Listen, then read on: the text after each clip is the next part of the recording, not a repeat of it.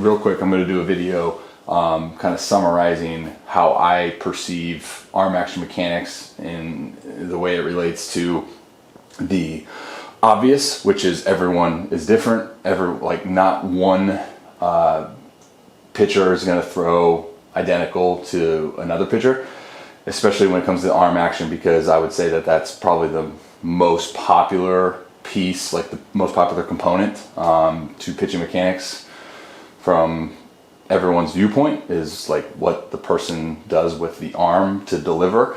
Now, like I said, this is going to be quick. Hopefully it's going to be quick, but I want to be sure that I'm precise in my message and delivering this message in a way that is simplifying the complexities of the arm action mechanics. Okay, so I personally get a lot of pushback from guys because if you've seen me throw, I remain in elbow flexion, quote unquote, short arming it until the point in which I come into release. Now, if you're coming from the ebook, you're gonna see a ton of context on that dynamic, but that doesn't necessarily mean that everyone that I work with is gonna have to have that arm action, because my thing with the arm action mechanics is do whatever you need to do with your throwing arm to be put in the most optimal, powerful position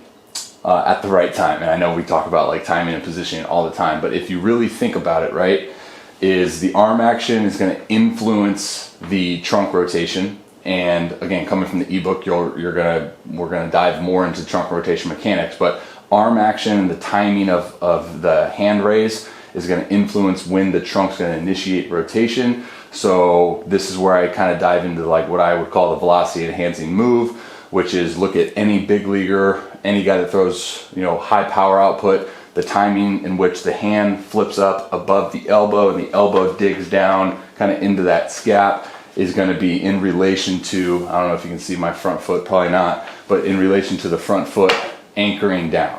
So it's going to have like the hips rotating, hands flip up, front foot anchors down, trunk remain neutral. So how that relates to the arm action mechanics is the timing is going to have a lot of influence with the rest of the body, and the goal of delivering the arm with the body is what I talk about like with leverage, right? You don't want to independently try to generate false energy with the arm. So the goal is to do whatever it takes for you personally to get into that most powerful position at the right time for then your arm to be leveraged as your trunk rotates. Okay, so as your lower body completes rotation and your trunk initiates rotation, which is going to pull the arm through. Now, when we make adjustments to the arm action mechanics is when there's a disruption in the timing and the disruption in the sequencing of those movements.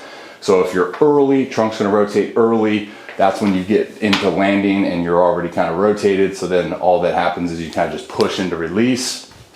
That's going to need some sequencing adjustments. Or if you're dragging, you're late, your body's ahead, your arm's behind, it's got to play catch up. So then your timing is going to be jacked up. I've talked about this in the past too with like the overarching goal of like throwing a baseball is to consistently repeat your hand getting into that slot, your release slot. We fall into a lot of bad patterns. Individuals have different release slots, their timing is kind of different, tempo changes, arm action path changes. They're getting around the ball, they're cutting the ball, they're getting under the ball, they're sailing arm side elevated, and all of these things are timing related, release point related kind of breakdowns. So for me, when we look at like the actual path in which the hand takes, you're going to see, again, if you're coming from the ebook, you're going to see a ton of context on this, but the path in which the hand takes, the goal of that path is just to make sure that you're delivering your hand through that path into that release slot on a consistent and repeatable basis. Now, that's why I talk about like the path in which the hand takes maybe be simplified for some individuals, because if you're traveling through a lot of space, you're covering a lot of space with your hand, that's going to kind of increase the the possibilities of a timing breakdown, right? So again, to attempt to simplify the complexities regarding the arm action, and I like to kind of say hand path arm action mechanics, is do whatever you need to do personally to put your throwing arm and your throwing hand in the most optimal, powerful, leveraged position as soon as this front guy anchors into the ground. So when we look at positioning and timing, we're looking at the full anchor point. For me personally, we're looking at the full anchor point. We'll get into like the actual release as we progress. Again, ebook guys going throughout this chapter.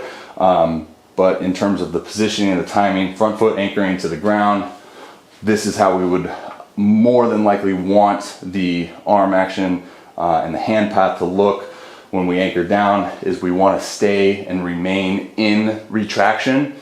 I think they did a study, I can't quote it off the top of my head, but the highest commonality of guys that throw 95 plus is the amount of retraction that they have at anchor point, right?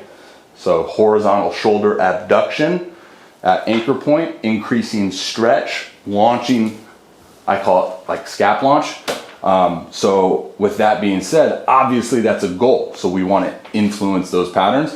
And then you look at like the elbow positioning, kind of pulling down into that, the hand above the elbow below, slightly below or in line with shoulder, hand inside 90 or at 90. That's going to allow us to leverage our hand. So then if you think about like, disconnection, hand outside, you're going to be a little less leverage if you're trying to pull your hand away in comparison to if your hand was here, way more leverage, more connectivity, more power. Hands. So with all those components being said, do whatever you personally need to do that influences that general optimized posture, if you will. Because again, for me, arm speed is not generated by the arm. It's a sequencing piece that influences a greater rate of acceleration of the arm or acceleration of the hand. Okay, but when guys think arm speed, sometimes that's the actual worst thing to think, because what happens when they think arm speed is they think arm speed early, and then they start to go early. And then we talked about this earlier with going early actually gets you more pushy. And when you're pushy, generating independent energy with your arm could lead to obviously increasing the stress, increasing the load on your vulnerable tendons, ligaments, joints, stuff like that. So I don't know if I accomplished my goal of simplifying the complexities, but that's what I got on that video. Ebook guys, you're going to see a ton more examples. The screenings will obviously bring to light a picture for you. So, much love.